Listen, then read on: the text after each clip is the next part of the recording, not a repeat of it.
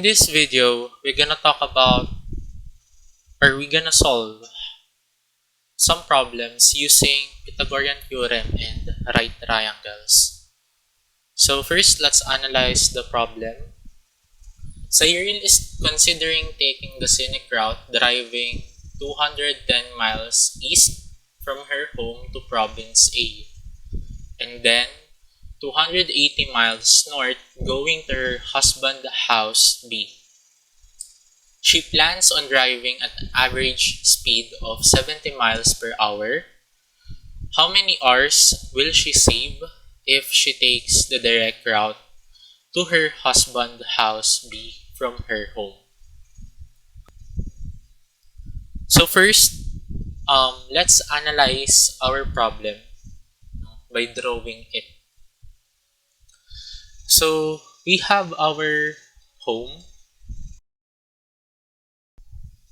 So galing daw sa bahay, nag-drive daw si Cyril pa east. Okay? At yun ay 210 miles. Then from there, makakarating siya sa province A. Now, from province A, gusto niya ngayon pumunta sa bahay ng asawa niya. At nag-drive siya pa north. At that takes 280. Okay? And ngayon, tumatakbo siya niyan at a speed of 70 miles per hour. Now, we will solve here is yung time. So, yun yung dapat nating makuha, time. And we have the formula of distance is equals to speed times time. And to get time, dapat lang natin siya i-divide both sides by v. So, makakancel to. So, we have our formula of time is equals to d over v. Okay? Now, using this, so pwede na nating masolve yung problem. So, substitute lang natin. Ang distance natin, 210 plus 280. So, that's 490 miles over yung speed natin, 70 miles per hour. So, makakancel lang yung 0 natin. So, 49 divided by 7, that is 7 hours. Okay?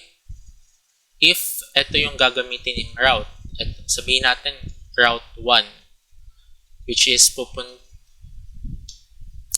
pupunta siya sa A. After niya makapunta sa province, pupunta siya sa husband niya. Okay? Now, the next thing is, paano naman kung direct na sa bahay ng asawa niya? So, imbes na dadaan siya sa A, magkakaroon siya directly papunta sa bahay ng asawa niya. Okay? Let's say this is our route 2. So, we know that this example of triangle follows 3, 4, 5 triangles. No? Meaning to say, pwede tayo dito mag 3 times 70, which is 210. 70 times 4, which is 280. At 70 times 5, which is 350. Okay? And from this, we can assume na this route is 350. Okay? Pero, pwede pa natin yan i-fact check.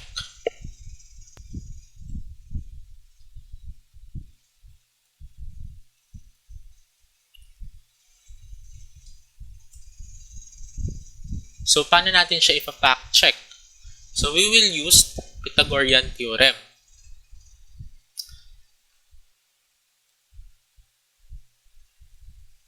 So we have a squared plus b squared equals c squared. Ang a natin, let's assume na ito yung a natin. Ito naman yung b natin. So a natin is 210 plus 280 squared equals c squared. Now, 210 squared, that is 44,100. Oops. Plus 280 squared, this is 78,400. So, pag-plusin lang natin, we will have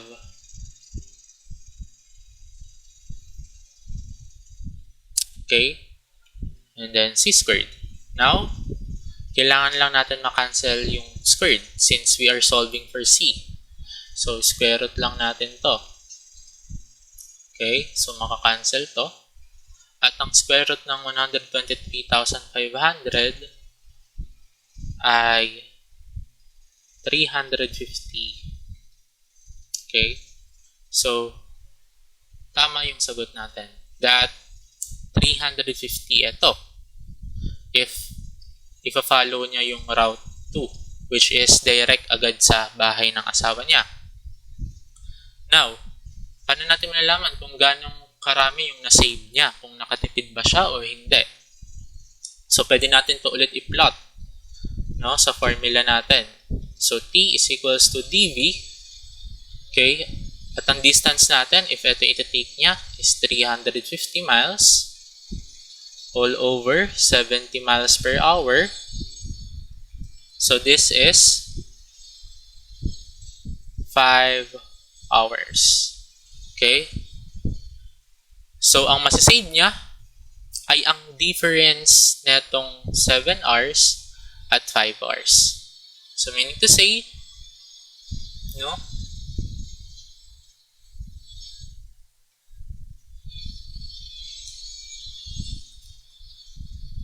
Meaning to say, get natin yung delta or the difference in time.